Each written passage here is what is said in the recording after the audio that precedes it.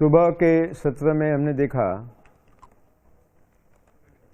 कि हरित क्रांति क्रांति नहीं है, भ्रांति है। क्रांति माने अहिंसक Navnirman. Revolution is the non violent creation. हरित क्रांति विनाश ही विनाश, क्रांति नहीं हो सकती।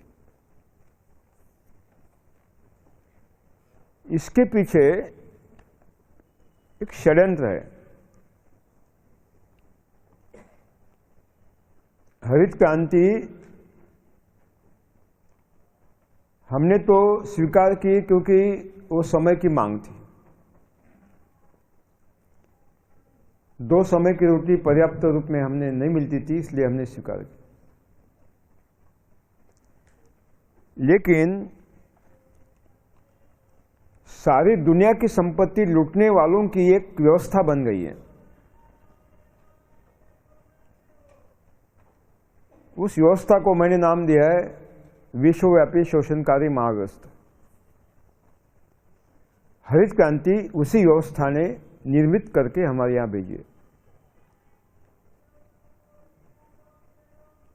हमारा उद्देश्य था खाद्यान्न का स्वावलंबन, लेकिन जिस महाव्यवस्था ने हरित क्रांति को हमारे देश में भेजा उनका उद्देश्य अलग था। भारत का खाद्यान्न स्वावलंबन उनका उद्देश्य नहीं था, उनके छुपे उद्देश्य थे, हिडन एजेंडास। 2 उद्देश्य थे उनके हरित क्रांति हमारे देश में भेजने के। पहला, हमारी अर्थव्यवस्था की लूट करना और हिंदुस्तान का सारी संपत्ति पैसा कहाँ जाना, यूरोप अमेरिका। और दूसरा उद्देश्य था हमारे जो प्राकृतिक संसाधन है उनका विनाश करना। ठीक वही हुआ, ठीक वही हुआ। हमारा उद्देश्य था खाद्यान्न का स्वावलंबन, हम प्राप्त नहीं कर सके, विफल रहे। लेकिन उनका जो उद्देश्य था उनको सफल करने में हम सक्षम रहे। मैं उदाहरण दूंगा। जब कोई किसान संकर बीज खरीदने के लिए शहर आएगा,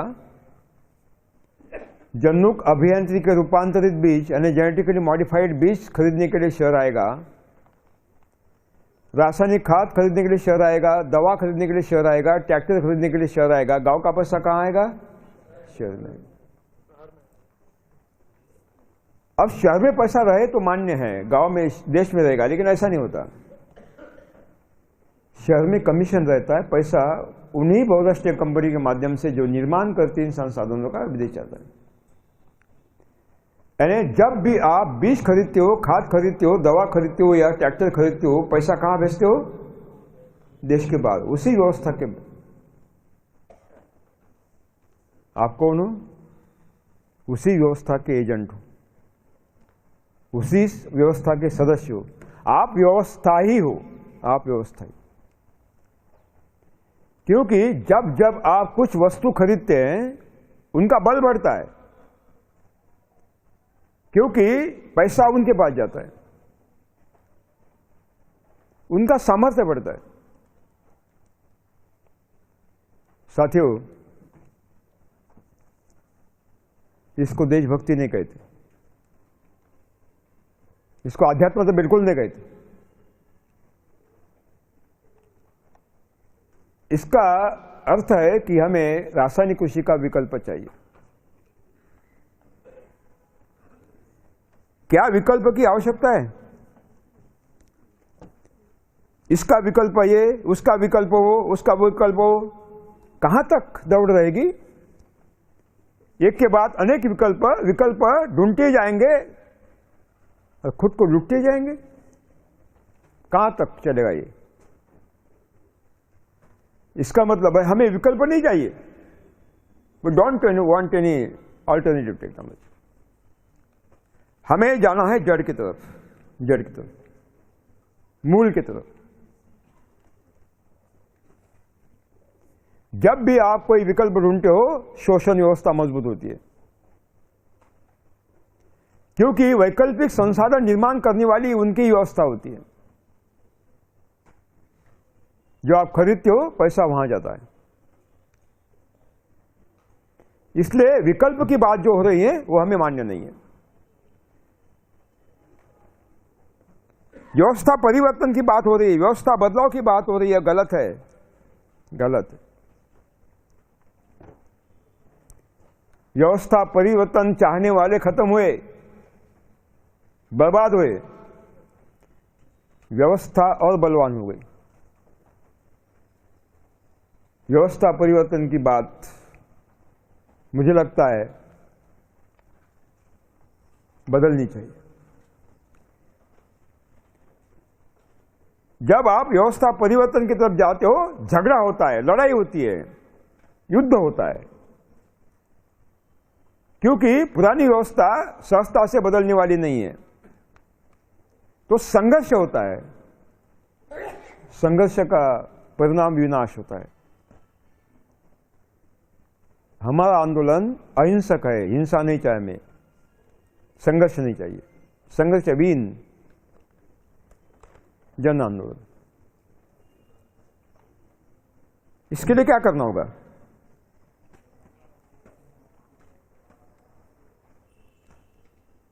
साथियों, 10,000 साल का इतिहास है भारतीय खेती का। इन 10,000 सालों के पहले 5,000 सालों में खेती में गोबर के खाद का उपयोग नहीं होता था। मैं दोबारा कहना चाहूंगा, भारतीय कृषि का इतिहास 10,000 साल का है। इन 10,000 साल के कालखंड में पहले 5,000, शुरुआत के 5,000 साल खेती में गोबर के खाद का उपयोग नहीं होता था। शिफ्टिंग कल्चर था, स्थलांतरित खेती थी। घने जंगल थे, पूरा भारत घने जंगल से भरा पड़ा हुआ था। मानवीय बस्तियां छोटी थी।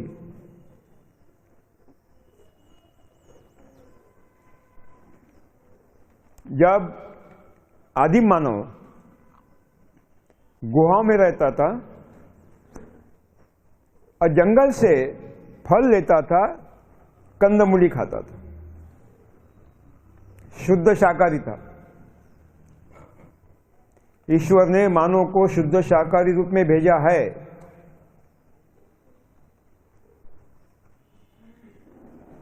जब उनकी संख्या बढ़ने लगी,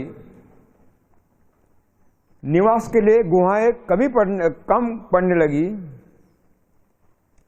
तो उसने सोचा कि गुहा के बाहर भी हमारा घर होना चाहिए। कैसे होना चाहिए? तो उसने वो पंछियों का घोंसला देखा। क्या बोलते हैं उसको? घोंसला। कि पंछी एक एक काष्ठ लाता है और अपना घोंसला बनाता है। उस घोंसले में अंडे डालता है और निवास करता है।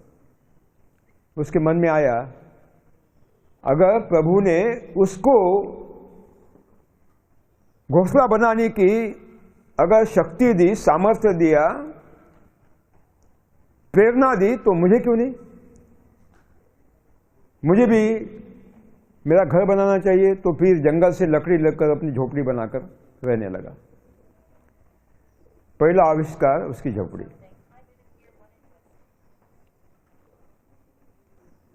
गाय बहुत विपुल मात्रा में थी जंगल में।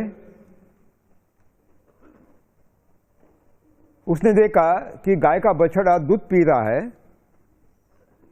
बड़ा आनंदी है, खुशहाल है, स्वस्थ है। अगर गाय के दूध से बछड़ा स्वस्थ होता है तो क्यों न हम भी उसका उपयोग करें। फिर उन्होंने जंगल के गाय को पालना शुरू कर दिया। गोपालन की शुरुआत तब से हुई। जंगल में भटकते भटकते कुछ घास दिखाई दी। कौतूहलवश एक घास का बीज लिया, खाकर देखा, बड़ा स्वादिष्ट लगा। उसको लगा ये अच्छा है, क्यों ना झोपड़ी के पास लगा दे। वो घास का बीज लिया, झोपड़ी के पास लगा दिया, उसको नाम दिया गेहूं। जंगल की दूसरी घास दिखी, चक्कर दिखी, बड़ी स्वादिष्ट लगी, वो बीज लिया, झोपड़ी के पास लगा दिया, नाम दिया धान। इसका मतलब है आज हम जिन जिन फसलों को लेते हैं वो सारी जंगल की घास। प्रेरणा प्रकृति से आई, संसाधन प्रकृति से आया। यानी गोपालन मुख्य व्यवसाय था, दुग्धपान मुख्य व्यवसाय था, साथ में कंदमूली और फल भी खाता था। जब झोपड़ी के पास उसने बीज डाल दिए, तब से खेती की शुरुआत हुई। लेकिन देखा कि झोपड़ी के पास कम जगह है, जनसंख्या बढ़ रही है, इतने से काम नहीं चलेगा, तो खेती करना चाहिए। तब से ये शिफ्टिंग कल्चर शुरुआत हुई, जिसको हम स्थलांतरित खेती कहते हैं। जंगल काटा जाता है, तब तो लोहे की खोज नहीं हुई थी, पत्थर को तराशा जाता था, उसकी कुदाल बनाया जाता था, कुदाल से भूमि को खोद दिया जाता था, बाद में बीज फेंक दिया जाता था, मिट्टी में मिला जाते। जबकि लाखों सालों से भूमि जंगल की भूमि थी, उर्वरा थी, 3 साल तक बहुत ज्यादा मात्रा में उपज मिलती थी। लेकिन जैसे ही उपज घटने लगती थी, वो जंगल छोड़ देते थे, नया जंगल काटते थे, ये जंगल अपने आप खड़ा होता था। इसको कहते हैं स्थलांतरित खेती, शिफ्टिंग कल्चर। आज भी मैंने आसाम के जंगलों में देखा है, आज भी मैंने वेस्टर्न घाट के जंगलों में, आदिवासियों में ये शिफ्टिंग कल्चर देखा है। 5000 साल तक ये स्थलांतरित खेती चलती रही। इस 5000 सालों में देशी गाय का दूध पालन था, गोपालन था, लेकिन गोबर के खाद का उपयोग खेती में नहीं था, क्योंकि उसकी आवश्यकता ही नहीं थी। लाखों सालों से वो जंगल की उर्वरा भूमि खाद डालने की कोई आवश्यकता ही नहीं थी। खेती में गोबर के खाद का उपयोग कैसे करें, ये बताने वाला, खोज करने वाला अगर कोई पहला कृषि वैज्ञानिक हो गया है पूरी मानव के इतिहास में, वो है योगेश्वर श्री कृष्ण, गोकुल का चोर। क्या हुआ कि ये बाल कृष्ण गांव में आतंक मचा रहा था। मक्खन, दूध, दही को चुराकर अपने सगे साथियों को खिला रहा था, क्योंकि वो बहुत अशक्त थे। सारे गांव की गोपियां त्रस्त हो गई। यशोदा मां के पास जाकर बताने लगी कि इसका प्रबंध करे, हमें बहुत सता रहा है। जब भी बच्चा माता को सताता है, माता एक ही काम करते, उसको पाठशाला में भेज देती है। यशोदा मैया ने सोचा इसको पाठशाला में भेजना चाहिए, तो संदीपान ऋषि के आश्रम में इनको शिक्षा लेने के लिए भेज दिया। संदीपान ऋषि के पास पहली ही वार्ता चली गई थी कि बहुत बड़ा खतरनाक आतंकवादी आ रहा है, सारे गोकुल में आतंक मचा, यहां भी वो वही करेगा। तो उन्होंने सोचा इसकी रुचि कायम है गोपालन में, इसको गाय का काम दिया जाएगा। और संदीपान ऋषि ने बाल श्री कृष्ण को गो संवर्धन का काम दे दिया। उनको बताया कि भाई देख, इस गाय की सेवा करना है, गौ सेवा का काम आपको करना है। झाड़ फूस करना है, वो सब वहाँ डाल देना है, उसको चारा खिलाना है, पानी पिलाना है, सारी व्यवस्था उसको आपको करना है। ये तो बड़ा अच्छा लगा, मेरा ही काम मुझे मिल रहा है, ये तो बहुत अच्छी बात है। उनका निरीक्षण बहुत तीक्ष्ण था। उन्होंने देखा कि जिस पेड़ के नीचे मैं गोबर का खाद डालता हूं वहां बहुत अच्छे फल है, बहुत ज्यादा मात्रा में, स्वस्थ है, कोई बीमारी नहीं, कोई कीट नहीं। लेकिन दूर में एक पेड़ खड़ा है, वहां डालता नहीं, वहां तो फल कम है और कीट भी ज्यादा है। बाल श्री कृष्ण के मन में एक बात बैठ गई कि जरूर देसी गाय के गोबर खाद में कुछ तो भी है जिससे ये फल ज्यादा आ गए, और भूल गए। शिक्षा समाप्ति के उपरांत जब वो अपने गांव लौट गए, उसी दरमियान बंगाल की खाड़ी में एक बहुत बड़ा कम दबाव का क्षेत्र निर्माण हुआ, तूफान बना, और उड़ीसा को क्रॉस करके जब मथुरा राज्य में आया, 15 घनाघाती बारिश हुई, घनाघाती बारिश लगातार। उस बारिश से खेती की उर्वरा मिट्टी बहकर चली गई, बड़े बड़े खड्डे। अब क्या करें? अभी तो 15 दिन के बाद, 1 महीने के बाद हमें नए बीज डालना है, मिट्टी तो बहकर चली गई, अब क्या करें, कैसे खेती करें? गांव में चिंता होने लगी। साथियों, तब हर गोपी के पास 1000, 10,000, लाख गोधन होता था। वस्तु विनिमय का साधन ही गोधन था। जिसके पास सबसे ज्यादा गोधन वो राजा कहता था। अब आपके अगर शहर में जाइए, अक्टूबर महीने में, इसी महीने में शहर के आउटस्कर्ट में जहां गौले दूध उत्पादन करते हैं, 50 भैंस होते हैं, 10-20 गाय होती है, तो उसके घर के सामने जाकर देखिए तो गोबर के खाद की क्या लगता है? बड़ा ढेर लगता है ना, बड़ा पर्वत लगता है। जहां 50 भैंस है, 20 गाय है, वहां इतना ढेर, जहां लाखों गाय वहां कितना ढेर लगाऊंगा? पर्वत। गोवर्धन पर्वत, गोवर्धन पर्वत, पहाड़। ये इसके मन में था कि गांव में चर्चा हो रही है, अगर ये पहाड़ उठाकर हमारे खेत में डालते हैं तो हमारी खेती उर्वरा हो जाएंगी, पौधे अच्छे बढ़ेंगे, क्यों ना पिताजी को बताया जाए। पहले माताजी को बताया, माताजी ने पिताजी को बताया, पिताजी को लगा कि ये काम की बात पहली बार कर रहा है ये, तो फिर उन्होंने मीटिंग लिया। मीटिंग में पारित हो गया प्रस्ताव, और दूसरे दिन पूरे किसानों ने बैलगाड़ियाँ और टोकरे और पावड़े लेकर वो जो गोवर्धन पर्वत है उसको उठाकर खेतों में डाल दिया। उस साल फसल बहुत बढ़िया आई, पूरे आर्यावर्त में चर्चा होने लगी, लोग देखने के लिए आ गए।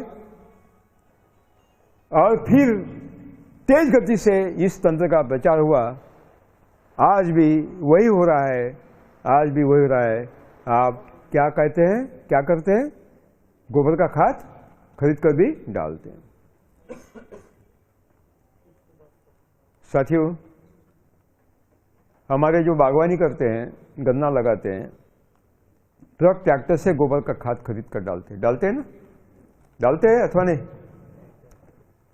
घर में जो भी उपलब्ध है उसका उपयोग करते हैं। पारंपरिक पद्धति है, हमारी भारतीय पद्धति है, प्राचीन पद्धति है, उपयोगी है, व्यवहार्य है क्या, एक देखना पड़ेगा। एक बहुत बड़ी कार्यशाला थी और निवृत्त उपकुलपति कृषि विश्वविद्यालय के वाइस चांसलर मेरे मित्र थे, हमने उनको बुलाया था उद्घाटन के लिए। तो उन्होंने अपने भाषण में कहा कि अगर पालेकर जी की जीरो बजट खेती से 1 एकड़ की फलों के वृक्ष लगाना है और उत्पादन लेना है तो 1 एकड़ में 60 बैलगाड़ी गोबर का खाद डालना पड़ेगा, 60 कार्टलोड। मैंने उनको पूछा कि भाई 60 बैलगाड़ी कहाँ से आ गया, 59 क्यों नहीं, 61 क्यों नहीं, कैसे आपने कैलकुलेशन कैसे किया, गणित कैसे किया? बोले पालेकर जी, मैंने देखा कि 1 एकड़ जो अभी फलों के पेड़ है, उस क्षेत्र में पोमग्रेनेट अनार होता है और ग्रेप होते हैं, यानी ग्रेप को क्या कहते हैं, अंगूर होते हैं उधर, और वो बहुत खर्चा करते हैं, गोबर का खाद बहुत डालते हैं। तो मैंने गणित किया कि 1 एकड़ के फल पेड़ विकसित होने के लिए, फल देने के लिए कितना एनपीके चाहिए, नाइट्रोजन फास्फेट पोटेश। अब कृषि वैज्ञानिक एनपीके उनको दिमाग में होगा, दूसरा क्या होगा। और फिर इतना एनपीके कितनी बैलगाड़ी गोबर का खाद में है, मैंने कैलकुलेशन किया। अंत में मालूम पड़ा कि 60 बैलगाड़ी गोबर का खाद 1 एकड़ में डालना पड़ेगा। अब मैं आपको पूछता हूं, 1 एकड़ में हर साल 60 बैलगाड़ी गोबर का खाद डालना संभव है? कौन है महात्मा जी जिनको संभव है? कोई नहीं है, कोई नहीं। गौशाला की होगी, गौशाला को छोड़कर साधारण किसान की बात कर रहा हूं मैं, ये संभव। फिर मैंने सोचा कि भाई इसका भी हमने विकल्प किसानों को देना चाहिए। गांव के 2-4 किसान जिसके पास धन है, संपत्ति है, पैसा है, दूसरे किसानों से गोबर का खाद खरीदते हैं। जो किसान गोबर का खाद बेचता है, किसी कारणवश आर्थिक तंगी से उसकी भूमि भूखी रहती है, उपज न मिलने से बच्चे भूखे रहते हैं, यह पाप खरीदने वालों के मत्थे चढ़ता है। ये पाप क्यों करें? क्या उसका विकल्प नहीं हो सकता? फिर मैंने प्रयोग चालू कर दिए कि कितना बैलगाड़ी गोबर का खाद चाहिए। तो 1 एकड़ में 60 बैलगाड़ी गोबर का खाद डाला, दूसरे एकड़ में 50 बैलगाड़ी, तीसरे एकड़ में 40 बैलगाड़ी, 30 बैलगाड़ी, 25 बैलगाड़ी गोबर का खाद, 20, 18, 16, 14, 15, 14, 12, 10, 9, 8, 7, 6, 5, 4, 3, 2, 1 बैलगाड़ी। 3 साल रेप्लिकेशन ले, इसके मात्रा बदल दी। अंत में मालूम पड़ा कि अगर आप हर साल 18 बैलगाड़ी यानी 9 मेट्रिक टन गोबर का खाद प्रति एकड़ हर साल डालते तो बहुत बढ़िया उपज आती है। फिर मैंने देखा कि कितनी गाय चाहिए 1 साल में 18 बैलगाड़ी गोबर खाद के लिए 1 एकड़ में, तो देखा 10 देशी गाय चाहिए, 10 गाय, यानी 1 एकड़ में 10 गाय देशी। अगर सारे हिंदुस्तान में प्राचीन पद्धति से खेती किया जाए गोबर के खाद डालकर, तो 35 करोड़ एकड़ में हमें 350 करोड़ गाय चाहिए। अभी जो जनगणना हुई है, पशुओं की पशुगणना हुई है, उसके मालूम पड़ा कि 8 करोड़ गाय हमारे पास है। कितनी है? 8 करोड़। यानी सपने भी संभव, 18 बैलगाड़ी भी डालना संभव। तो फिर सोचा कि भाई क्या ऐसा नहीं हो सकता कि गोबर का खाद नहीं डाले लेकिन अच्छा उत्पाद मिले। फिर इसके पीछे मैं लग गया। बताने की बात यह है कि हमारी पद्धति है, प्राचीन पद्धति है, योग्य है, सुयोग्य है, लेकिन व्यवहारिक।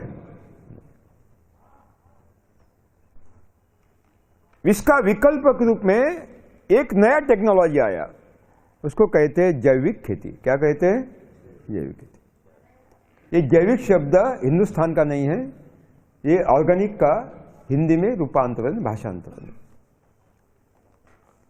जैविक कृषि भारतीय पद्धति नहीं है, स्वदेशी पद्धति नहीं है, ये विदेशी पद्धति है। जैविक खेती में 3 संसाधन होते हैं। एक है कंपोस्ट खाद, दूसरा है वर्मी कंपोस्ट खाद, और तीसरा है बायोडायनामिक यानी जैव गति विज्ञान, जिसको कहते हैं सिंग का खाद, देशी गाय के सिंग का खाद। ये 3 संसाधन जैविक खेती में होते हैं। कंपोस्ट खाद की टेक्नोलॉजी भारत में विकसित नहीं हुई, ब्रिटेन में विकसित हुई। ख्याल में रहे, कंपोस्ट खाद बनाने की तकनीक हिंदुस्तान में विकसित नहीं हुआ, ब्रिटेन में विकसित हुआ। तब हम ब्रिटिशों के अधीन थे, गुलामी में थे। ब्रिटिश सरकार को लगा कि हमारे पास एक बहुत अच्छी टेक्नोलॉजी आई है, उन्होंने उनको नाम दिया ऑर्गेनिक फार्मिंग, कंपोस्ट टेक्नोलॉजी। तो क्यों न हिंदुस्तान के किसानों को बताया जाए।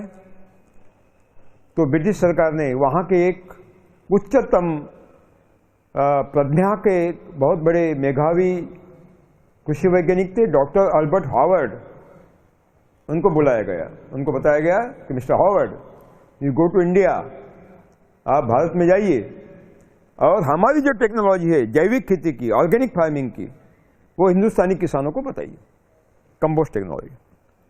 डॉक्टर अल्बर्ट हॉवर्ड भारत में आए, देश भर घूमे, यहाँ के वायसराय ने उनकी सारी यात्रा का प्रबंध किया, गांव-गांव में गए, किसानों के घर में रहे, प्राचीन पद्धति का अभ्यास किया। इंदौर के महारानी ने उनको 300 एकड़ भूमि दी प्रयोग करने के लिए, और अंत में एक रिपोर्ट ब्रिटिश सरकार को भेज दी। क्या कहती है वो रिपोर्ट, आप भी पढ़ सकते हैं, गैजेट में है। ये रिपोर्ट कहती है कि माननीय पंतप्रधान ब्रिटिश सरकार, आपने मुझे हिंदुस्तान भेजा था ताकि ये जो यूरोपियन ऑर्गेनिक फार्मिंग की टेक्नोलॉजी है, जैविक खेती की कंपोस्ट टेक्नोलॉजी है, वो कितनी अच्छी है, भारतीय पद्धति से भी अच्छी है, ये बताने के लिए भेजा था। लेकिन जब मैं हिंदुस्तान घूमा, यहाँ का अभ्यास किया, गांव-गांव में गया, उनके घर रहा, और सारा अभ्यास के बाद इस निष्कर्ष पर पहुंचा हूं कि भारतीय किसानों को जैविक खेती, ऑर्गेनिक फार्मिंग की कंपोस्ट टेक्नोलॉजी बताने की आवश्यकता नहीं है, बल्कि प्राचीन भारतीय पद्धति इतनी अच्छी है कि यूरोपियन किसानों को बताने की आवश्यकता है। साथियों, एक विदेशी कृषि वैज्ञानिक बोलता है कि प्राचीन भारतीय पद्धति यूरोपियन टेक्नोलॉजी से अच्छी है, और हमारे देश के कृषि वैज्ञानिक क्या कहते हैं कि यूरोपियन टेक्नोलॉजी अच्छी है, अमेरिकन टेक्नोलॉजी अच्छी है। कितना दुर्भाग्य है देश का कि इस तरह के कृषि वैज्ञानिक हमें हमारे देश में मिल रहे हैं। साथियों, एक बात तय हुई कि कंपोस्ट टेक्नोलॉजी भारतीय नहीं है, विदेशी टेक्नोलॉजी, स्वदेशी नहीं है। क्या उद्देश्य था उनका? ब्रिटिशों का उद्देश्य क्या था?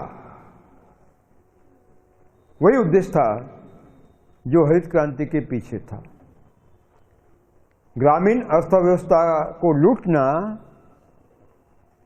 और हमारे प्राकृतिक संसाधनों का विनाश करना। कैसे? अब हम देखेंगे। प्रकृति के कुछ कानून होते हैं, कायदे होते हैं। पहला कायदा है अस्त्य परिग्रह, अनावश्यक संग्रह नहीं। देखिए, किसी भी पेड़ पौधे के पत्ते निरंतर गिरते रहते हैं,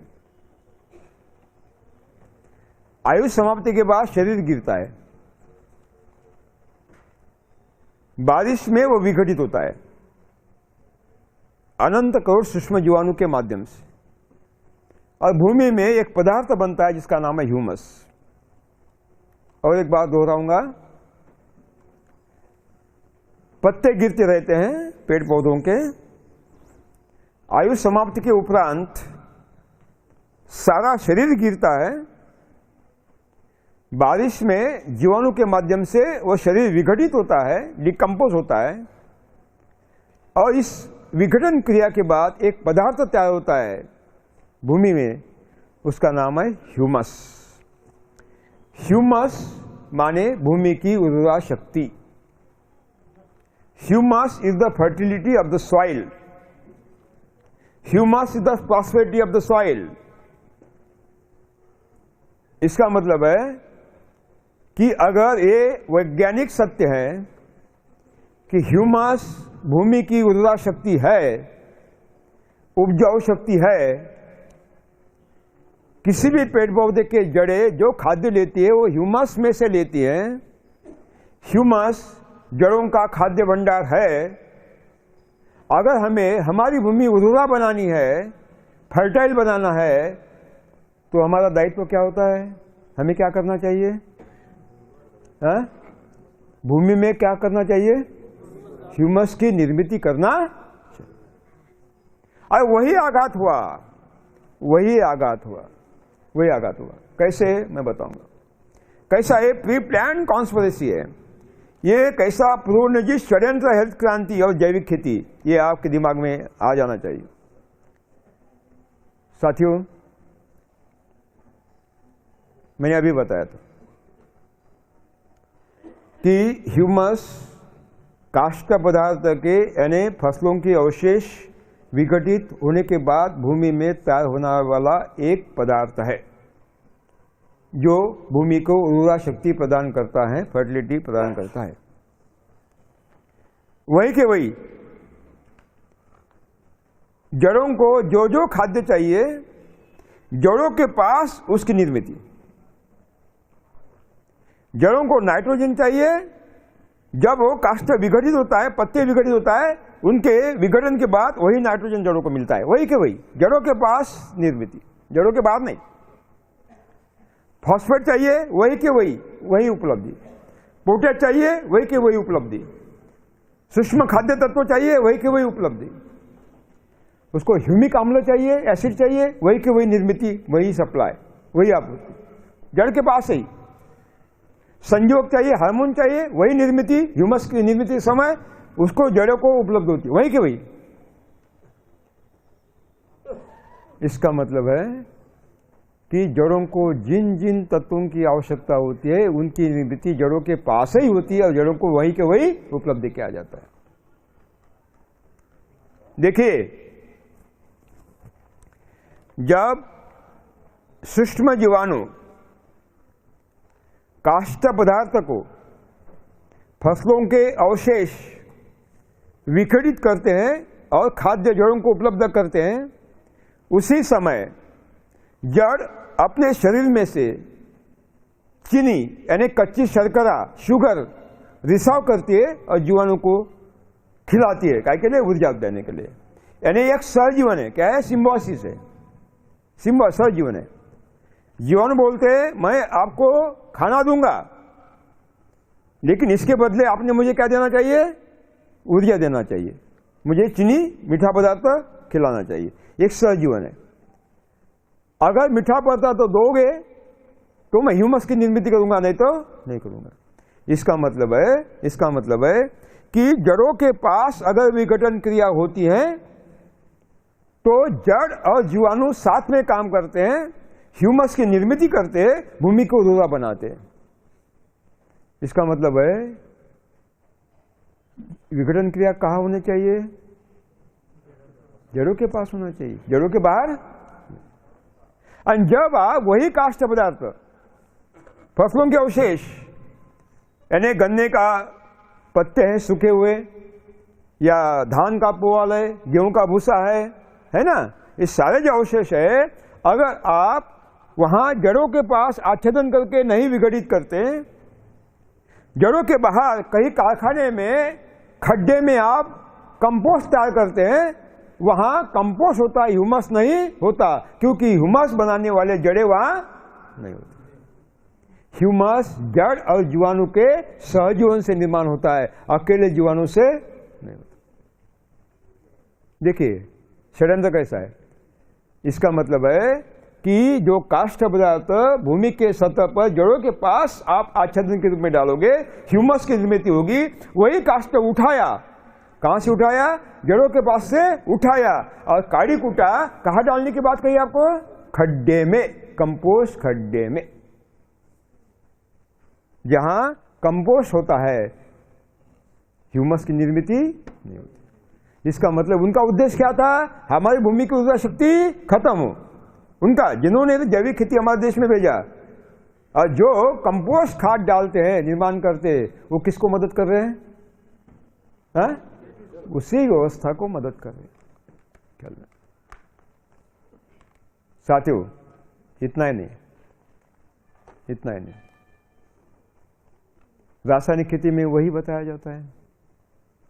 मुझे बताइए कि अगर जड़ों के पास हम सारे जो फसलों के अवशेष है भूमि के सतह पर डालेंगे तो ह्यूमस की निर्मित होगी। उसको जलाओगे तो ह्यूमस की निर्मित होगी क्या? नहीं होगी। कृषि वैज्ञानिक क्या बताते हैं? क्या बताते हैं? जलाओ। क्यों जलाओ? मन में डर भरा देते हैं। जलाओगे नहीं तो उसमें कीटों के अंडे होते हैं, वो अंडे ज्यादा कीट आएंगे, बीमारियां फैलेगी, आपकी फसल चौपट होगी, तो इसलिए आपको क्या करे? जलाओ। उद्देश्य ये नहीं था, उद्देश्य ये था कि अगर आप डालोगे ह्यूमस की निर्मित होगी, जड़ों को एनपीके मिल जाएगा, तो आप खाद खरीदने के लिए कहां नहीं आओगे? बाजार में नहीं आओगे। हिंदुस्तान का पैसा कहां नहीं जाएगा? बाहर नहीं जाएगा। एक षड्यंत्र था हरित क्रांति का। हरित क्रांति का एक षड्यंत्र था। जिसने हरित क्रांति हिंदुस्तान में भेजी उसका एक षड्यंत्र था, उस व्यवस्था का षड्यंत्र था। ख्याल में अभी आप ग्लोबल वार्मिंग की बात करते हैं, वैश्विक तापमान वृद्धि की बात करते हैं, वायुमंडल में होने वाले बदलाव की बात करते हैं, उसकी विनाश लीला जो चल रही है उसकी बात करते हैं। प्रसार माध्यमों में लगातार आर्टिकल आ रहे हैं, लेख आ रहे हैं, भाषण हो रहे हैं, बड़े बड़े परिषद हो रहे, कन्वेंशन हो रहे, अधिवेशन हो रहे उसके बारे में राष्ट्रीय अंतर्राष्ट्रीय स्तर पर। देखिए, जब आप गोबर का खाद भूमि के सतह पर फैलाते हो, कंपोस्ट भूमि के सतह पर फैलाते हो, ये केंचुओं का खाद वर्मी कंपोस्ट भूमि के सतह पर फैलाते हो, उसमें 46% जैविक कार्बन होता है। कितना होता है? 46% ऑर्गेनिक कार्बन होता है। और जैसे ही हवा का तापमान 28 अंश शतांश के ऊपर चढ़ने लगता है, कितने अंश? 28 डिग्री सेंटीग्रेड ऊपर चढ़ने लगता है, ये कार्बन मुक्त होने लगता है। और जैसे ही 36 डिग्री के ऊपर चढ़ने लगता है, सारा कार्बन मुक्त होता है। हवा में प्राणवायु से उसके साथ रासायनिक अभिक्रिया होती है और कार्बन डाइऑक्साइड के माध्यम से हवा में चला जाता है, साथ में मीथेन भी जाता है, नाइट्रस ऑक्साइड भी जाता है। ये ग्रीन हाउस गैसेस है और ग्लोबल वार्मिंग बढ़ता है, वायुमंडल में बदलाव आता है और विनाश होता है। विनाश होता है, भूमि का विनाश, पर्यावरण का विनाश, पानी का विकास विनाश, अकाल बढ़ रहे हैं और तेज वर्षा बढ़ रही है। इसका मतलब है जो वो चाहते थे वही हो रहा है, जो वो चाहते थे।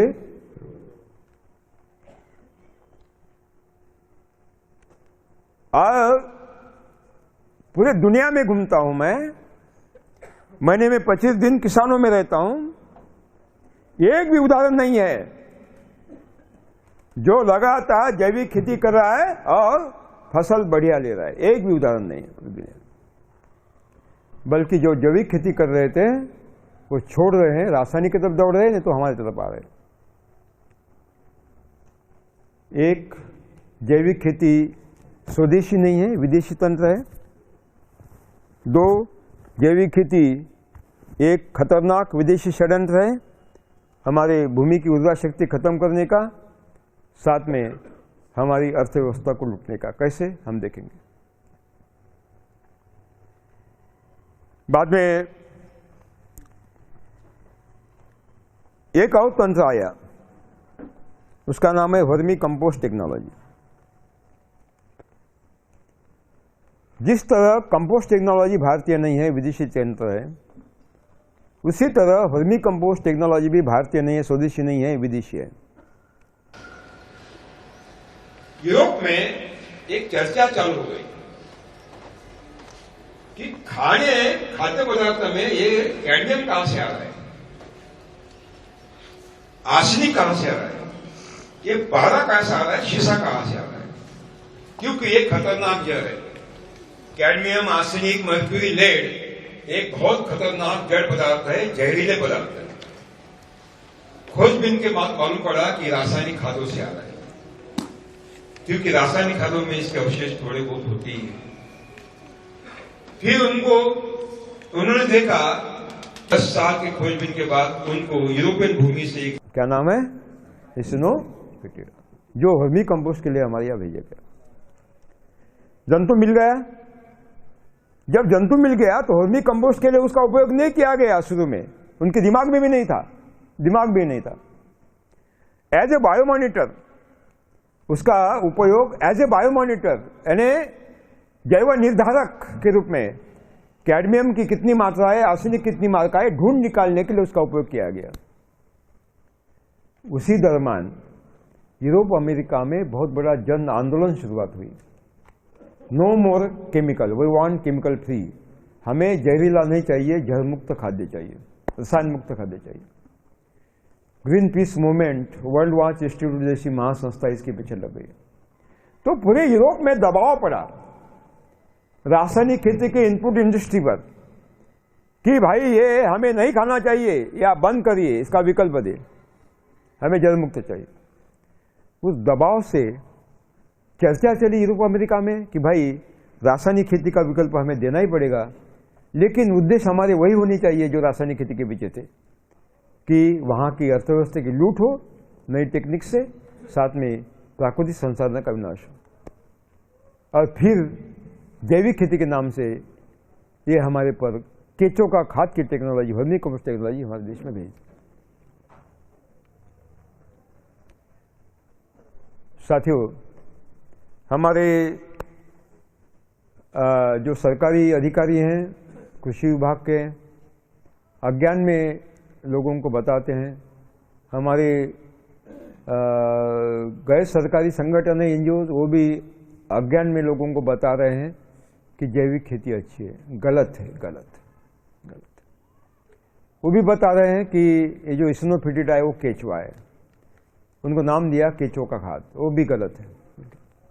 साथियों, ये जो वर्मी कंपोस्ट के लाया गया स्नोफिटिडा है वो केचुआ नहीं है। ये खतरनाक भूमि के सतह पर काम करने वाला जंतु है। It is not a earthworm, it is a surface feeder worm, very dangerous surface feeder worm.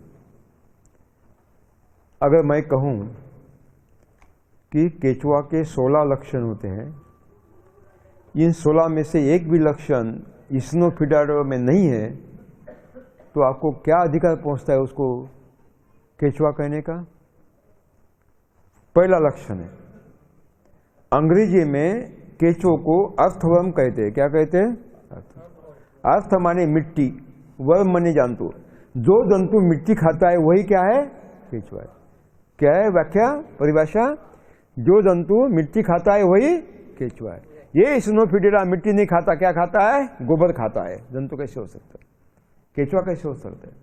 केचुआ नहीं है, ये अलग ही महा खतरनाक जंतु है ख्याल से।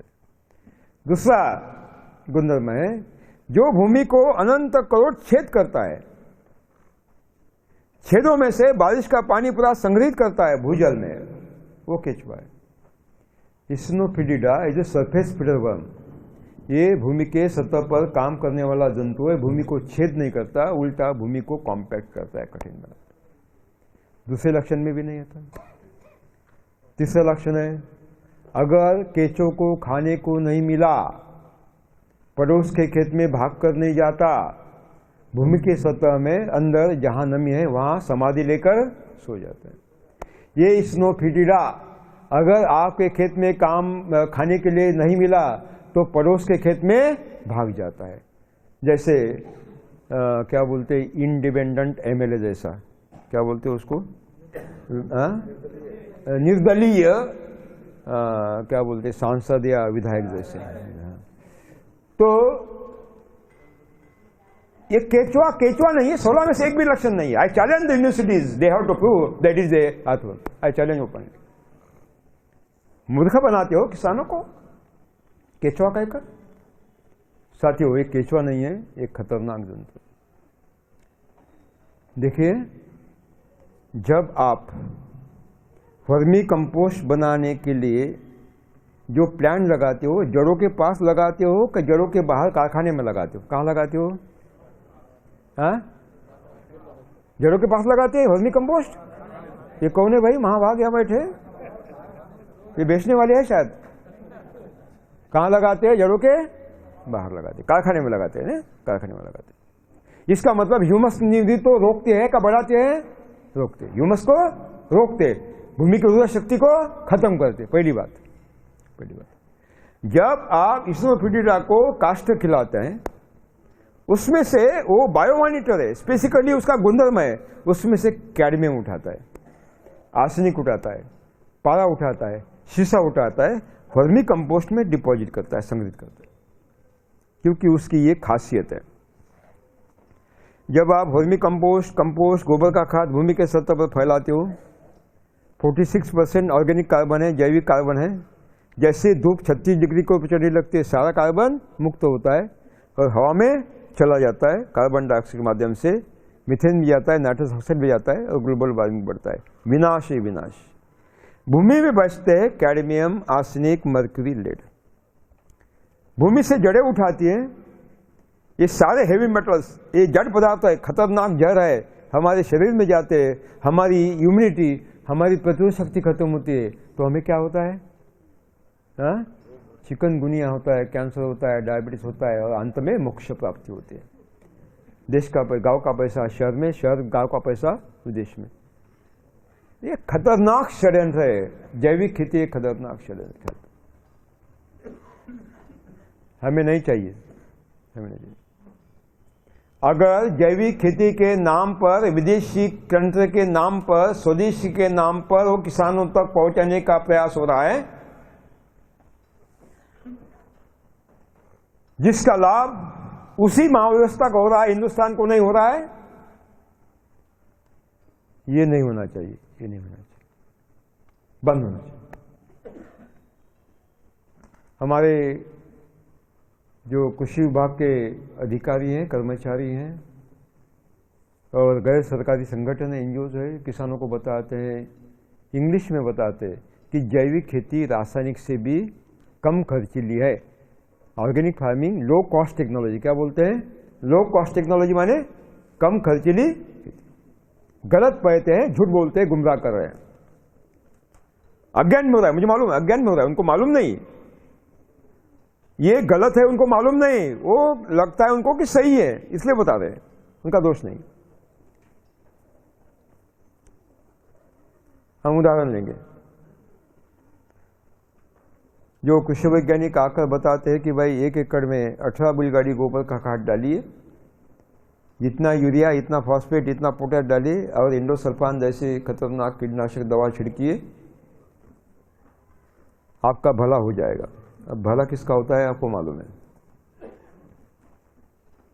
जैविक खेती वाले बोलते हैं कि नहीं नहीं, आप क्या करें, प्रति एकड़ में 2 टन कंपोस्ट खाद डालिए, वो ऑर्गेनिक फर्टिलाइजर आए हैं, जैविक खाद आए हैं, 50-50 किलो की बैग, वो 2-4 डाल दे और जैविक कीटनाशक दवा उसका उपयोग करें।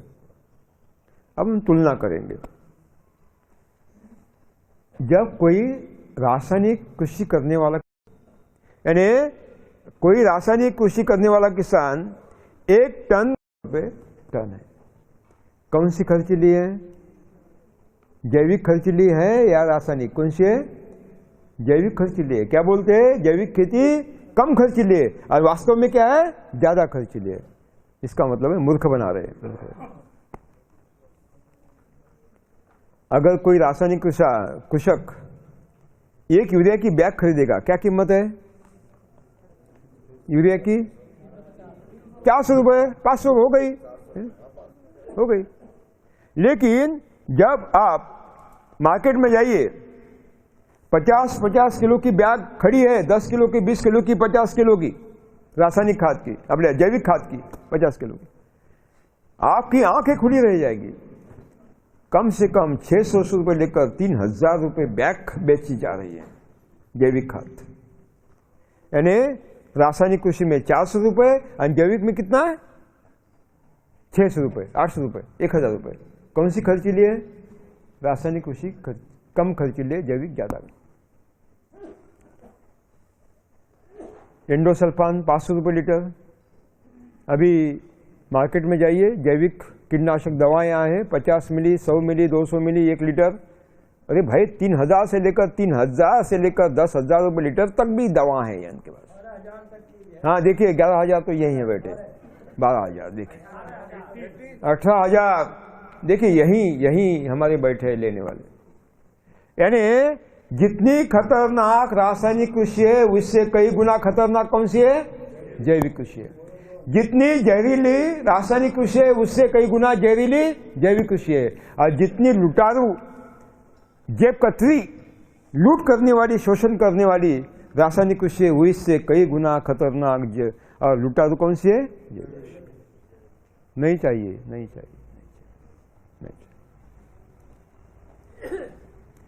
इसका मतलब है जो किसान जैविक खेती करता है देश को नुकसान पहुंचाता है, देश की अर्थव्यवस्था को मदद नहीं करता, किसको मदद करता है? विदेश के दुश्मनों को मदद करता है। ये देशभक्ति नहीं होगी। मुझे मालूम है अज्ञान में हो रहा है, मालूम है, लेकिन गलत हो रहा है, गलत हो रहा है। अज्ञान में दोष नहीं होता, वास्तव में अज्ञान को खुद का अस्तित्व नहीं होता। अज्ञान माने ज्ञान विरहित अवस्था, जहां ज्ञान नहीं हो अज्ञान अपने आप खड़ा हो जाएगा। ये ज्ञान वहां तक लेके जाइए कि जैविक खेती कितनी खतरनाक है, अपने आप अज्ञान हट जाएगा, अपने आप हट जाएगा। ये काम आपको करना है, इसलिए 5 दिन की कार्यशाला रखिए, ये काम आपको करना है। साथियों, कंपोस्ट नहीं चाहिए, वर्मी कंपोस्ट। बाढ़ आने की बात आ रही है, कोई आता है बोलता है कि 1 एकड़ के लिए 1 देशी गाय का सींग लीजिए, नीचे गिरा हुआ, उसमें देशी गाय का ताजा गोबर सींग में भरिए और सींग 6 महीने देशी गाय के गोबर के खाद में गाड़ कर रख दीजिए। 6 महीने बाद वो सींग निकालिए, उसमें 35 ग्राम काली पाउडर है वो बाहर निकालिए, 20 बैलगाड़ी गोबर खाद में मिलाइए और छिड़क दीजिए। आपका कल्याण हो जाएगा, आपका फसल बहुत बढ़िया आएगा। अब मुझे बताइए, 1 एकड़ के लिए 1 देशी गाय का नीचे गिरा हुआ सींग। अब इन्होंने सुन लिया, गांव में चले गए, गांव में बैठक ली, मीटिंग ली, गांव ने प्रस्ताव पारित कर दिया कि हमारे गांव में अब केवल क्या होगा, सींग के खाद का बायोडायनामिक की खेती होगी। इनके गांव में 2000 एकड़ जमीन है, 1 एकड़ के लिए 1 सींग, 2000 में कितना चाहिए, कितना चाहिए? 2000 सींग देशी गाय का नीचे गिरा हुआ। मुझे 10 लाख दीजिए, 10 लाख दीजिए। फिर सारा तालुका घूमेंगे, जिला घूमेंगे, 10-20 मिलेंगे, कहीं नहीं मिलेगा तो उसके पास जाओगे, प्रॉक्टर के पास न्यूजीलैंड में, कि भाई आपने बताया था कि 1 एकड़ में 1 सींग चाहिए, हमें 2000 सींग की आवश्यकता है, हमें 10 भी नहीं मिल रहे, क्या करें? आपने ऐसा क्यों बोला? वो बोलेगा शांति से चाय भी पिलाएगा और बोलेगा किसने कहा आपको? कोई आवश्यकता नहीं, कोई आवश्यकता नहीं। अपने जेब में से 1 कुप्पी निकालेगा, प्रिपरेशन इज 501, प्रिपरेशन 502, ये कुप्पी लीजिए, 500 रुपये मुझे दीजिए। पहले क्या लेगा? पैसे लेगा और कुप्पी आपको देगा और बोलेगा 20 बैलगाड़ी गोबर खाद में मिला दीजिए और आपकी फसल बहुत बढ़िया आएगी। पहली बात, आपके जेब में से 500 चले गए, शोषण किसका हुआ? हमारा हुआ। यानी कोई भी आता है किसानों की जेब काटने की बात करता है, कोई भी आता है तंत्र के नाम पे, तकनीक के नाम पे किसानों की जेब काटी जाती है। साथियों, हमें हमारे दुश्मन बन रहे हैं, ख्याल रखो। अब आपने 20 बैलगाड़ी गोबर खाद में वो 35 ग्राम काले कुप्पी का पाउडर डाल दिया, मिला दिया, फसल अच्छी आई, परिणाम 20 बैलगाड़ी गोबर का खाद का है या 35 ग्राम का है? 20 बैलगाड़ी गोबर का खाद का। मैंने प्रयोग किए, मैंने जांच लिया, सबको जांच लिया। मैंने क्या किया, 1 एकड़ में 20 बैलगाड़ी गोबर का खाद डाला, दूसरे एकड़ में वो 35 ग्राम उसमें मिलाकर डाला। अंत में मालूम पड़ा कोई परिणाम नहीं, फसल उत्पादन उतना ही। इसका मतलब है परिणाम वो 35 ग्राम का नहीं है, काय का है? किसानों को जो भी आता है मूर्ख बनाता है, गलत है, नहीं चाहिए, हमें नहीं चाहिए, नहीं चाहिए। बाद में कुछ लोग आए, उन्होंने देखा कि ये तो सही बात है, ये तो विदेशी टेक्नोलॉजी लग रही है, क्यों ना हमारे देश की टेक्नोलॉजी विकसित करें। पुराने ग्रंथ देखे उन्होंने, उन ग्रंथों का अभ्यास किया, और अभ्यास करने के पश्चात हमारे कुछ लोगों ने एक तंत्र विकसित किया जिसको बोलते हैं मध, घी और बरगद के पेड़ के नीचे की मिट्टी। 1 एकड़ के लिए आधा किलो देशी गाय का, आधा किलो मध और 1/4 किलो देशी गाय का घी,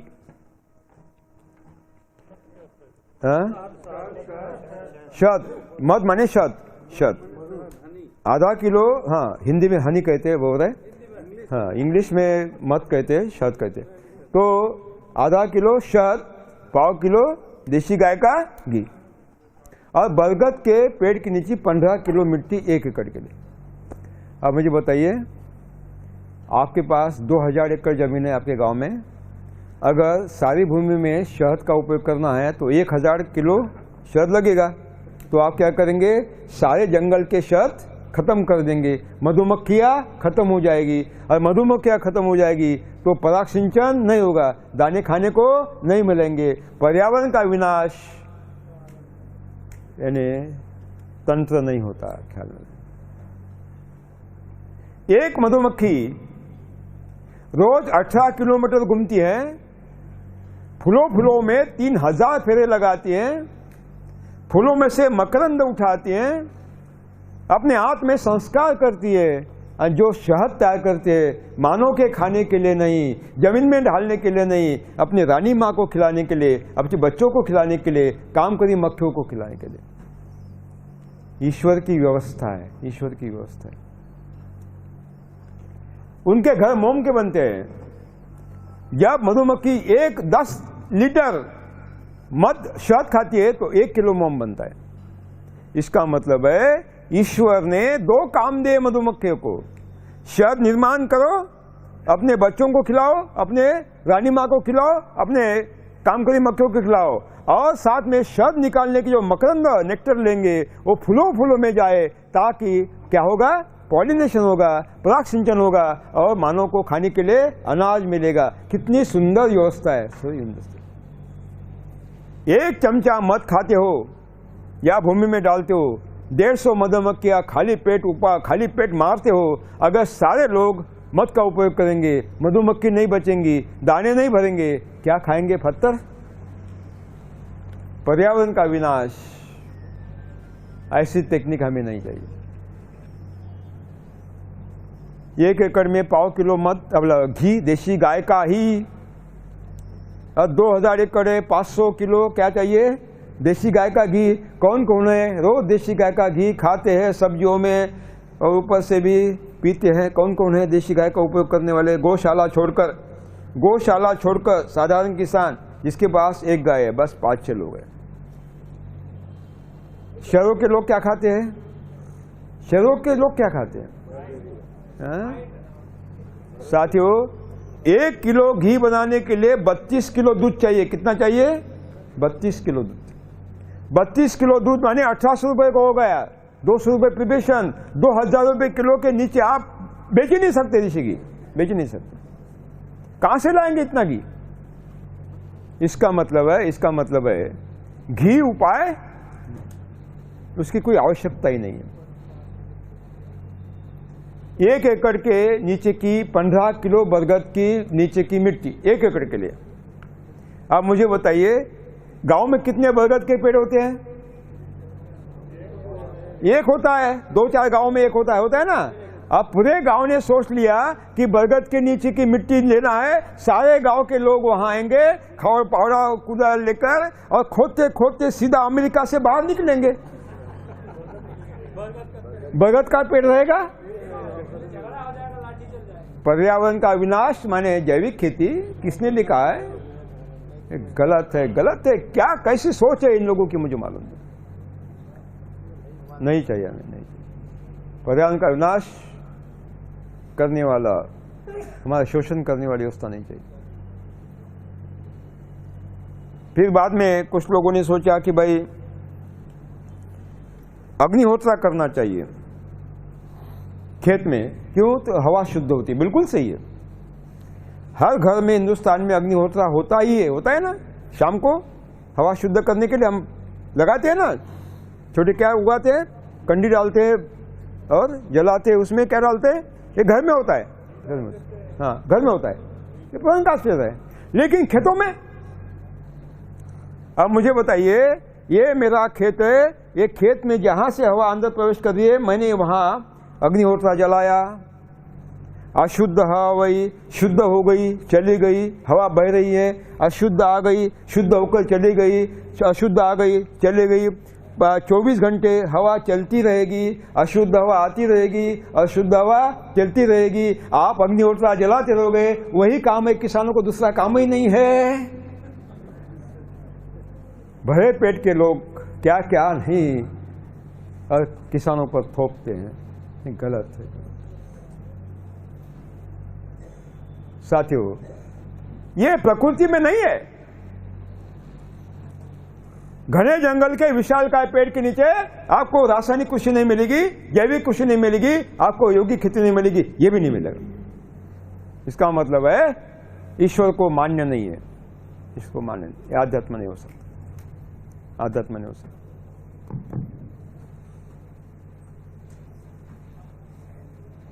स्वास्थ्य लाभ के लिए जंगल में क्यों जाते हैं लोग? क्योंकि जंगल की हवा शुद्ध होती है ना। ये जंगल की हवा शुद्ध करने वाले वहां तो अग्निहोत्र नहीं है, कौन है? पेड़ है। इसका मतलब है जंगल की हवा शुद्ध करना है तो पेड़ लगाना चाहिए, अग्निहोत्र जलाना चाहिए खेतों में। पेड़ लगाना चाहिए, पेड़ लगाना चाहिए। पेड़ तो काट रहे हैं, पेड़ तो काट रहे हैं। मैंने मेरे किताब में दिया है, कल किताब में मिल जाएंगी कि कौन सा पेड़ कितना प्रदूषक खींच लेता है, पोल्यूशन कंट्रोल कितना करता है। मेरे सारे मानक दिए, साइंटिफिक एविडेंसेस दिए हैं, साइंटिफिक चैलेंज है कुछ वैज्ञानिकों को, सिद्ध करे मैं जो बोल रहा हूं गलत है, सिद्ध करे।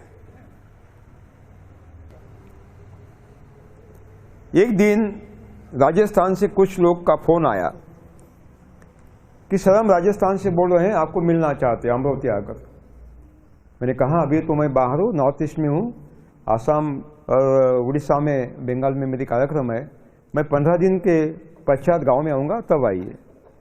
तो फिर वो आए 15 दिन के बाद, खाना पीना हुआ, बैठक हुई, और फिर मैंने बोली आप कैसे आ गए? तो सर हमारे पास ऐसी एक विधि है अद्भुत। क्या है? बहुत ही अद्भुत है। तो क्या नाम क्या है? यौगिक खेती। क्या करना है? कुछ नहीं करना है सर, खेत के मेड़ पर खड़े होना है, मंत्र पाठ करना है, योग साधना करना है, अपने आप फसल बढ़ती है। अरे बोला ये तो बहुत बढ़िया है, ये तो बहुत बढ़िया है, मैं आपका प्रचार करूंगा, मैं आपका प्रचार करूंगा। केवल आपको सिद्ध करना होगा, आपको नहीं जाना है, आपको मैं लड्डू खिलाता हूँ रोज, ये 15 दिन 1 महीना रहना है, और एक एक गमला डाल लाता हूँ, उसमें मिट्टी डालता हूँ, आपको केवल मंत्र पाठ करना है, पौधों को बढ़ाना है। शाम को भाग गए। जो भी आता है किसानों को मूर्ख बनाता है। अरे क्या बात है ये? ईश्वर की व्यवस्था में है क्या? ये घने जंगल में वो ईश्वर की व्यवस्था है, वहां कोई अग्निहोत्र है, वहां कोई योग साधना है, मंत्र पाठ है, योगी खेती है? नहीं है। इसका मतलब भगवान को मान्य नहीं है। अगर भगवान को मान्य नहीं तो आध्यात्म कैसे हो सकता है? ये तो आध्यात्म नहीं है, पाखंड है, नास्तिकता है।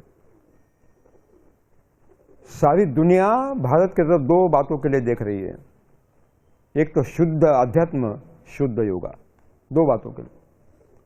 वही आध्यात्म हम कलुषित प्रदूषित करके दुनिया को देंगे तो दुनिया हमारी तरफ नहीं आएंगे। विश्व गुरु बनना है तो सारी शुद्धता में वहां निर्माण करना होगा। तो दिमाग में से जैविक खेती निकाल दीजिए, उसकी कोई आवश्यकता। एक ही विकल्प है, वो है शून्य लागत की आध्यात्मिक खेती। यहां तक समझ में आ गया? ये भूत चले गए जैविक खेती के दिमाग में से? किसके किसके दिमाग में से भूत नहीं गया अभी तक? हाथ ऊपर उठाइए जिसके दिमाग में से वो जैविक खेती का भूत नहीं गया, रासायनिक खेती का भूत नहीं गया। कैसा कौन है? बहुत बहुत धन्यवाद। एक भी नहीं है हाथ। ठीक साथियों, एक ही पर्याय है हमारे सामने, वह है जड़ तक पहुंचना। जड़ तक पहुंचना वह है 0 बजट आध्यात्मिक कृषि। मैं किसान हूं, किसान का लड़का हूं। न जाने कितने 1000 साल से हमारे पूर्वज खेती करते आ रहे, मैं भी खेती करता हूं और आज भी खेती करता हूं। लगभग 200-250 बीघा मेरी जमीन है विदर्भ में। पढ़ने गया यूनिवर्सिटी में, एग्रीकल्चर कॉलेज में, उसी समय मेरा एक प्रोजेक्ट चल रहा था आदिवासियों में मेलघाट पे, कि वहाँ की जो पर्यावरणीय व्यवस्था है, इकोसिस्टम है, उसका आदिवासी के जीवन पद्धति पर क्या परिणाम होता है, अभ्यास का विषय था। इसलिए हर रविवार को मैं कॉलेज में से, यूनिवर्सिटी में से मेलघाट जाता था, वहाँ का अभ्यास चालू था। तो मेरे निरीक्षण जो मैंने किया तो ताज्जुब लगा कि जो मैं प्रकृति में देख रहा हूँ उसका उल्टा मुझे पढ़ा रहे यूनिवर्सिटी में। जो प्रकृति में मैं देख रहा हूँ उसका ठीक उल्टा पढ़ा रहा है यूनिवर्सिटी में, सिलेबस में, एग्रीकल्चर कॉलेज में। ये क्यों पढ़ा रहे हैं? लेकिन पढ़ा रहे थे। मैं वहां देख रहा था कि कुछ नहीं डाल रहा है, मानो अनगिनत फल लग रहे, और ये बोल रहे कि एनपीके डालना चाहिए, गोबर का खाद डालना चाहिए। वहां मैं देख रहा था कि कोई छिड़काव नहीं है, तो बहुत बढ़िया पौधे हैं, कोई कीट नहीं, कोई बीमारी नहीं, बेदाग है फल। और याद दिख रहा था कि ये छिड़को, वो छिड़को, बात बता रहे। ठीक उल्टा क्यों पढ़ाया जा रहा है? अज्ञान क्यों पढ़ाया जा रहा है? लेकिन पढ़ता तो था। एक दिन सोचा कि अज्ञान पढ़ने के लिए मैं आया हूं। उसी दरमियान बीच बीच में हम विनोबा जी से मिलते थे। चर्चा के दरमियान उन्होंने क्या करोगे? नौकरी करोगे? हाँ, नौकरी करूंगा, इसलिए तो पढ़ रहा हूं। और कैबिनेट मिनिस्टर मेरे रिश्तेदार है, मैं तो जल्दी नौकरी लग जाएगी। गुलामी करेगा? ऐसा कुछ करो जो किसी ने नहीं किया। 2 दिन तक नहीं सोया, लगाए बेकार है, बेकार है, यूनिवर्सिटी बेकार है, सब अज्ञान पढ़ा रहे, अज्ञान का केंद्र है, इसको छोड़ना ही पड़ेगा। निकल आया। और मैंने जो पढ़ा था वो चालू कर दिया। मैंने इसको टेस्ट करना है, रासायनिक कृषि पहले, बाद में विकल्प की बात करेंगे। 1973 से लेकर 85 तक मेरा उत्पादन बढ़ता गया। 1985 के बाद उत्पादन घटता गया। मुझे सवाल पैदा हुआ मन में, ऐसा क्यों हो रहा है? अगर ग्रीन रिवॉल्यूशन की, हरित क्रांति की टेक्नोलॉजी ठीक है, फिलॉसफी ठीक है, तो उत्पादन घटना नहीं चाहिए, क्यों घट रहा है? ये मेरे साथ नहीं, केवल बाकी लोगों के भी साथ हो रहा था। तब हमारे उपकुलपति डॉक्टर उले माले जी थे, जो मुझे प्रिंसिपल थे कॉलेज में, मुझे बहुत प्यार करते थे। मैं उनको मिलने के लिए यूनिवर्सिटी गया। फिर ऐसा क्यों हो रहा है? आपकी टेक्नोलॉजी सही है, फिलॉसफी सही है, दर्शन सही है, तंत्र सही है, तो मुझे उत्पादन नहीं करना चाहिए, लेकिन घट रहा है। इसका उपाय बताइए, क्यों हो रहा है, इसका कारण बताइए। हंस बड़े बड़े सुभाष, एक ही उपाय है, इनपुट्स को बढ़ाओ। इंग्लिश में कहा इनपुट्स को बढ़ाने, रासायनिक खाद की मात्रा बढ़ाओ, नई नई नस्ल के बीज लाओ, नई नई नस्ल के कीटनाशक दवा छिड़को, ये करो वो करो, बाकी उनके पास कोई उपाय नहीं। मैंने सोचा इनके पास कोई जवाब नहीं है, इनके पीछा छोड़ना चाहिए। जंगल का वो था, मन में बैठा हुआ कि वहाँ एक स्वायत्त संस्था है, व्यवस्था है, ईश्वर की व्यवस्था है, मानव के हस्तक्षेप के बिना, उपस्थिति के बिना अनगिनत फल लगते, क्यों ना अभ्यास किया जाए। फिर जंगल में गया, 3 साल तक अभ्यास किया।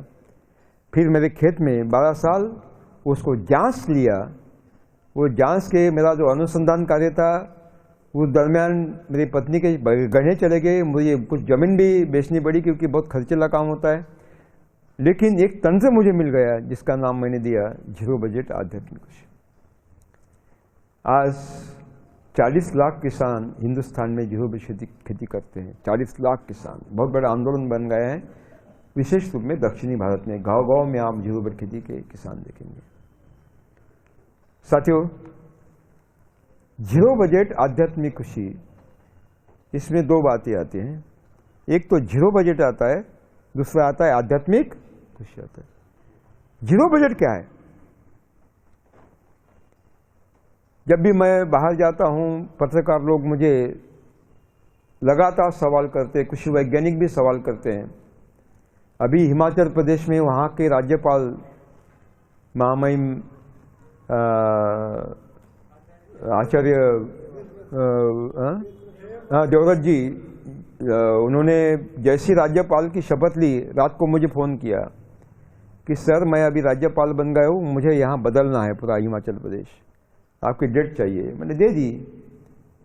यूनिवर्सिटी में, एग्रीकल्चर यूनिवर्सिटी में वर्कशॉप रखा, राज्यपाल खुद बैठे, वाइस चांसलर दोनों यूनिवर्सिटी के खुद बैठे, वैज्ञानिक बैठे, और किसान, हर ब्लॉक से किसान लाए उन्होंने, अधिकारी बैठे, कमिश्नर, डायरेक्टर और सेक्रेटरी, डेप्यूटी जॉइंट सेक्रेटरी, सब बैठे।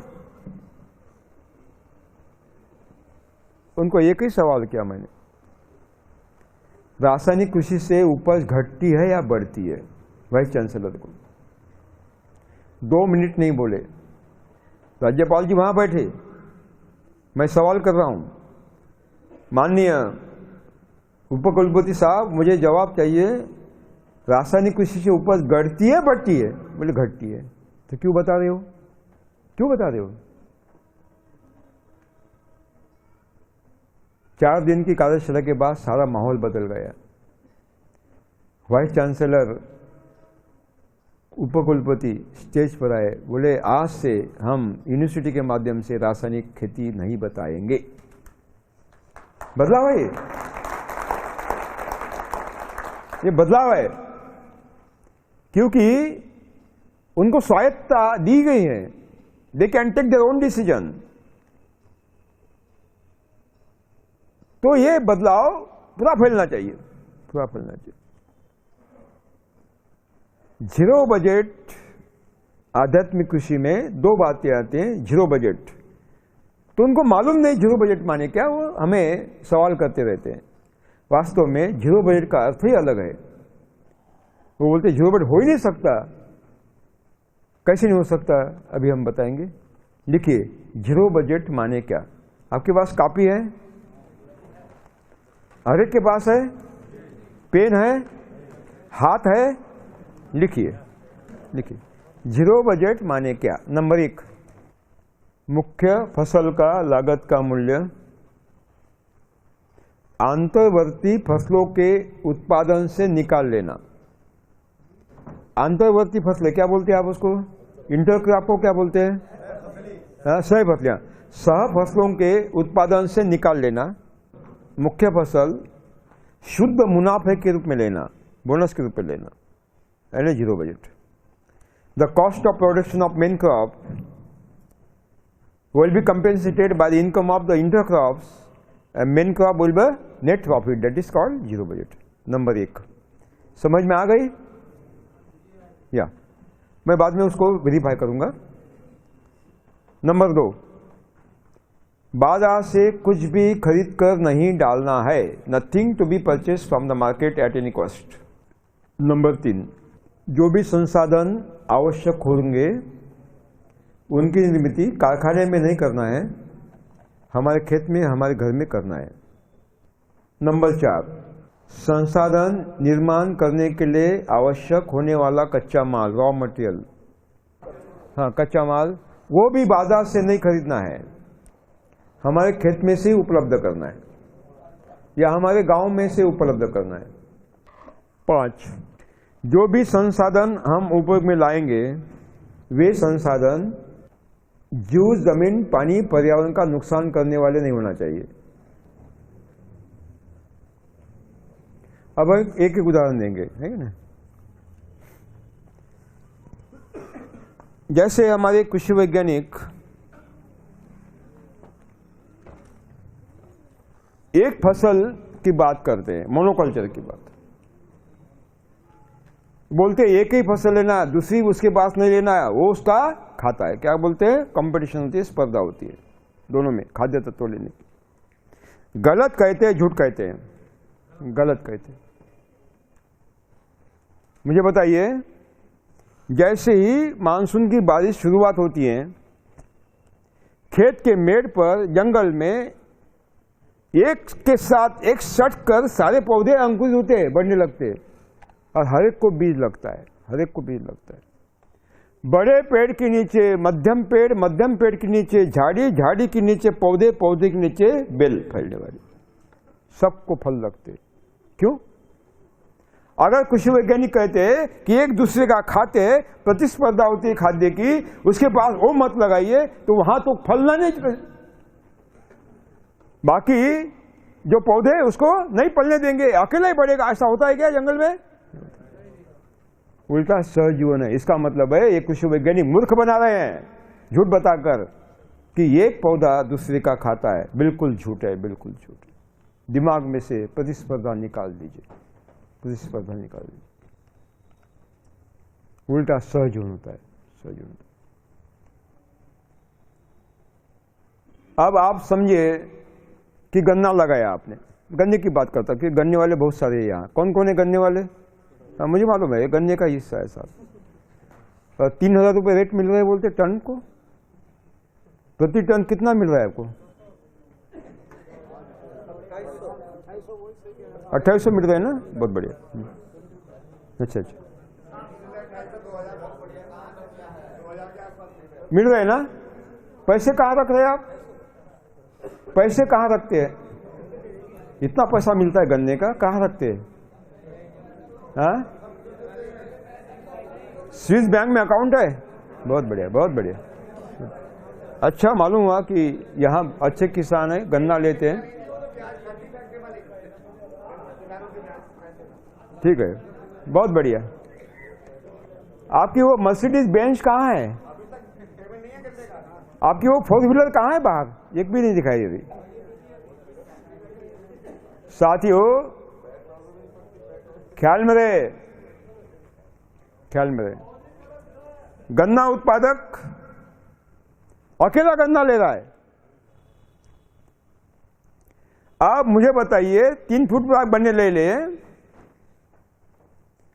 22,000 रुपये गन्ने का लागत का मूल्य हमने निकाला है, लगभग 45,000 आता है 1 एकड़ का। 45,000।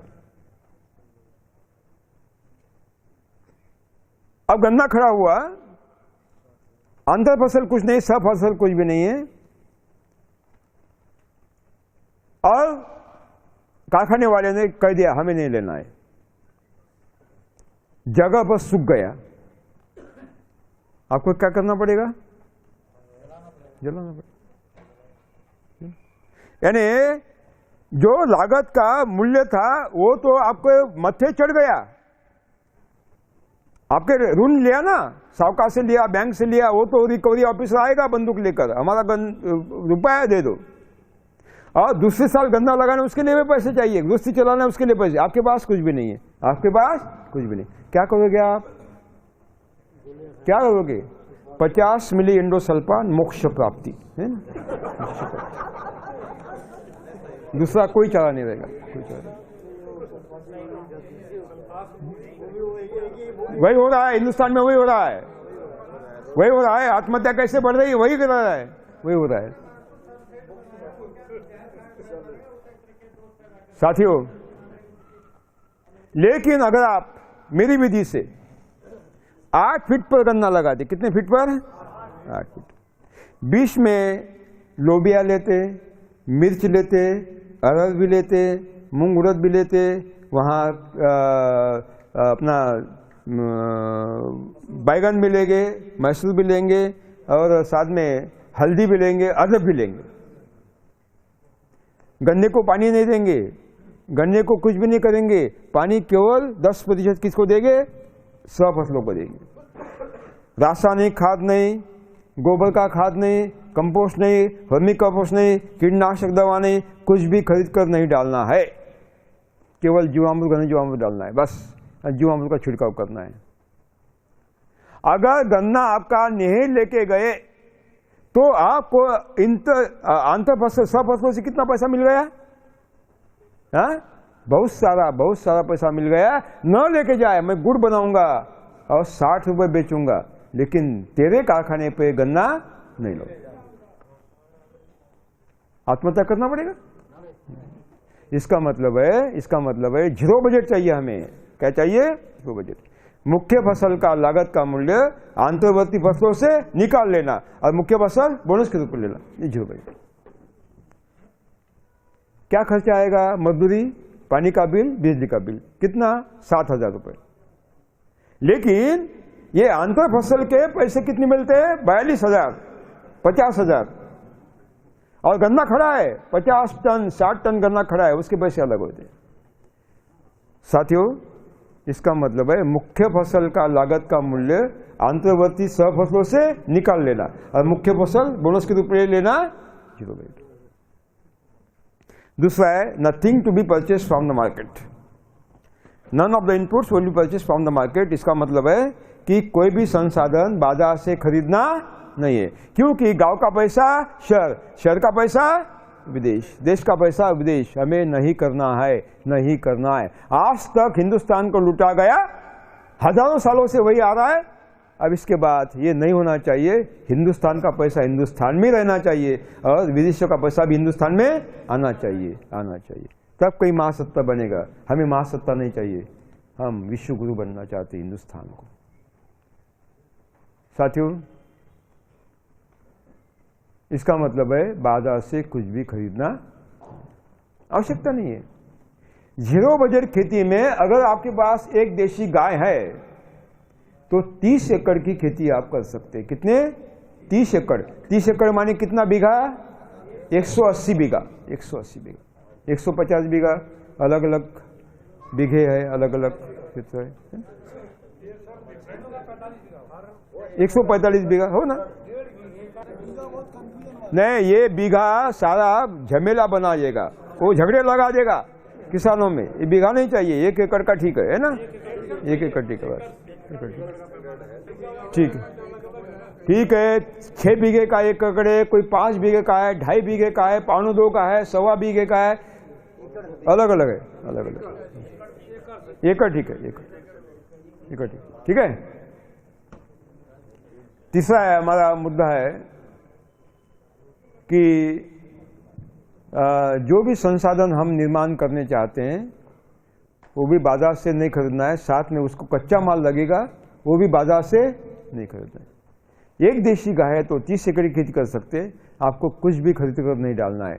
गोबर का खाद भी नहीं है, कंपोस्ट नहीं डालना है, वर्मी कंपोस्ट नहीं, रासायनिक खाद नहीं, कीटनाशक दवा नहीं, और बागवानी में और गन्ने में जोताई भी नहीं, कल्टीवेशन भी नहीं, लागत का मूल्य 0, कुछ भी लाना है। यानी जो भी कच्चा माल लगेगा वो बाजार से नहीं खरीदना है। एक गाय काफी है, एक गाय काफी है। अगर किसी के पास वो देशी गाय नहीं है तो उसको खरीदना ही पड़ेगा, नहीं तो चोरी कर लाना पड़ेगा। आप तय करिए, लेकिन गाय तो हमें देना ही पड़ेगा। और हाँ, चोरी करना है तो कर सकते हैं, पुलिस में रिपोर्ट नहीं होगी, इसका भी बंदोबस्त हम कर देंगे। तो साथियों,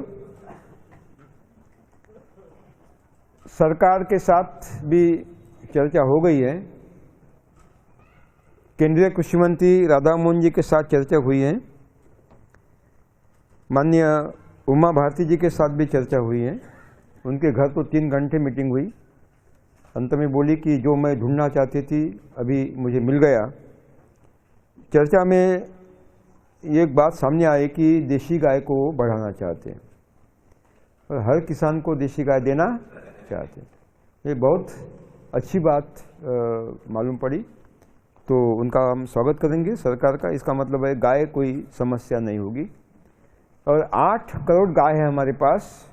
मेरी विधि से अगर पूरी भूमि में खेती की जाती है तो केवल 3.5 करोड़ गाय चाहिए, 4 करोड़ चाहिए, यानी आवश्यकता से दुगुनी गाय हमारे पास है। तो गाय समस्या नहीं। और जो भी संसाधन हम निर्माण करेंगे वो जीव, जमीन, पानी, पर्यावरण का विनाश करने वाले नहीं होना चाहिए। जैसे कंपोस्ट है, विनाश करता है ना? वर्मी कंपोस्ट क्या करता है? विनाश करता है। तो ऐसे संसाधन नहीं चाहिए, ऐसे संसाधन नहीं चाहिए। इस तरह लागत का मूल्य अंतर सह फसलों से निकाल लेना और मुख्य फसल मुनाफे के रूप में लेना है। जरूर समझ में आ गया? सबको आ गया? किसको नहीं आया? कोई है जिसको नहीं आया? देखिए, आध्यात्मिक खेती माने क्या? हमारी फसलों के या पेड़ पौधों के वृद्धि के लिए, बढ़ने के लिए, क्या बोलते हैं आप? वृद्धि बोलते हैं ना? हाँ, वृद्धि के लिए और इच्छित उपज मिलने के लिए, जो हमें चाहिए वो इच्छित उपज मिलने के लिए जिन जिन संसाधनों की आवश्यकता होती है, जैसे यूरिया, फॉस्फेट, पोटैश, माइक्रोन्यूट्रिएंट, पानी, छिड़काव, उन सारे संसाधनों की आपूर्ति की बोलते हैं आप, उपलब्धता बोलते हैं। आपूर्ति मानव नहीं करेगा, हम नहीं करेंगे, सरकार भी नहीं करेगी, केवल ईश्वर करेगा। इसको कहते हैं आध्यात्मिक कृषि। What are the inputs are required for the growth and development of the plant body will not be supplied by the human being, only will be supplied by the God. That is called spiritual farming. अंग्रेजी इसलिए बोल रहा हूँ कि बीच बीच में हमारे यहाँ बहुत अच्छे युवा आए हैं जो IT इंजीनियर हैं, पढ़े लिखे हैं, उनको दिक्कत होगी, इसलिए मैं बीच बीच में अंग्रेजी ले रहा हूँ। तो हमारी परिभाषा क्या है कि पेड़ पौधों के, हमारी फसल की वृद्धि के लिए, है ना, और इच्छित उत्पादन मिलने के लिए जिन जिन संसाधनों की आवश्यकता होती है, जैसे नाइट्रोजन है, फॉस्फेट है, पोटैश है, माइक्रोन्यूट्रिएंट है, छिड़काव है, सिंचाई है, जोताई है, इस सारी संसाधनों की आपूर्ति हम नहीं करेंगे, कौन करेगा? ईश्वर करेगा। उसको कहते हैं आध्यात्मिक खेती। अब आपके मन में सवाल होगा, ये कैसे संभव है? ये कैसे संभव है? क्या मूर्ख बना रहे हो हमें? अरे ये क्या बात है? जोता ईश्वर करेगा, वो गोबर का खाद भी ईश्वर डालेगा, यूरिया, फास्फेट, पोटैश भी वो भी डालेगा, दवाओं का छिड़काव भी वो करेगा, और ये सिंचाई भी वो करेगा। तो हम क्या करेंगे? हम राजनीति करेंगे। क्या करेंगे? राजनीति करेंगे। आपके मन में बहुत बड़ा सवाल है, क्यों पैदा हुआ? क्योंकि आप श्रद्धावान नहीं है, आप श्रद्धावान नहीं है, आध्यात्मिक नहीं है, पाखंडी, नास्तिक, इसलिए विचार आए। नहीं तो आ नहीं सकता, संभव नहीं। ईश्वर के व्यवस्था में जिसकी श्रद्धा नहीं, वो श्रद्धावान कैसे हो सकता है? श्रद्धावान कैसे हो सकता है? मैं उदाहरण दूंगा। मैंने सुबह बताया था, पूजा पाठ अध्यात्म नहीं है। पूजा पाठ हमारे मन की शांति के लिए किए हुए संस्कार है। क्या है वो? संस्कार है, अच्छे संस्कार है, गलत नहीं है, अच्छे संस्कार है, करना चाहिए, संस्कार है। मन अशांत है, शांत करने के लिए वो आवश्यक है। लेकिन साथियों, प्रकृति के माध्यम से ईश्वर से जोड़ना ही आध्यात्म है। प्रकृति ईश्वर का संविधान है, मैंने सुबह कहा था। जो भी प्रकृति में स्थित है, ईश्वर का आदेश है। आप घने जंगल में जाइए, प्रकृति है, वो आम का विशाल काय पेड़, इमली का विशाल काय पेड़, जामुन का विशाल काय पेड़, अनगिनत फलों से लदा हुआ, बिना मानवीय सहायता, मानवीय अस्तित्व खड़ा है। इमली के नीचे खड़े होकर इमली के वृक्ष को कितनी इमलियां लगी है माप कर दिखाइए, मैं 10 लाख रुपए बख्शीश दूंगा। संभव है? संभव है। असंख्य असंख्य। जंगल के किसी भी पेड़ पौधे का कोई भी तत्व पत्ता तोड़े, दुनिया के किसी भी प्रयोगशाला में परीक्षण करे, आपको नाइट्रोजन की कमी नहीं मिलेगी, फॉस्फेट की कमी नहीं मिलेगी, पोटैश की कमी नहीं मिलेगी, माइक्रोन्यूट्रिएंट की कमी नहीं मिलेगी। इसका मतलब है यूरिया, नाइट्रोजन मिल गया, फॉस्फेट मिल गया, पोटैश मिल गया, सूक्ष्म खाद्य तत्व मिल गए। किसने दिए? आप जाते हैं रात को 12 बजे यूरिया डालते हो जंगल में? नहीं। इसका मतलब है किसने दिए? ईश्वर ने। आपके खेत में आप जोताई करते हो ट्रैक्टर से, वो भस्मासुर ट्रैक्टर, अगस्त महीने में इतनी जोताई करने के बावजूद अगस्त महीने में आपका हल भांगड़ा डांस करता है, अंदर नहीं घुसता। सही बात है? इतनी भूमि कठिन, जंगल का एक एक जंगल आप उंगलियों से खोदोगे, पूरा जंगल खोद सकते इतनी नरम। जोताई के बिना तो नरम पना नहीं आता, मृदु नहीं होती। जोताई हो गई है, जोताई हो गई है, किसने की? ईश्वर ने की। ईश्वर की व्यवस्था है। कौन सी है बाद में बताएंगे।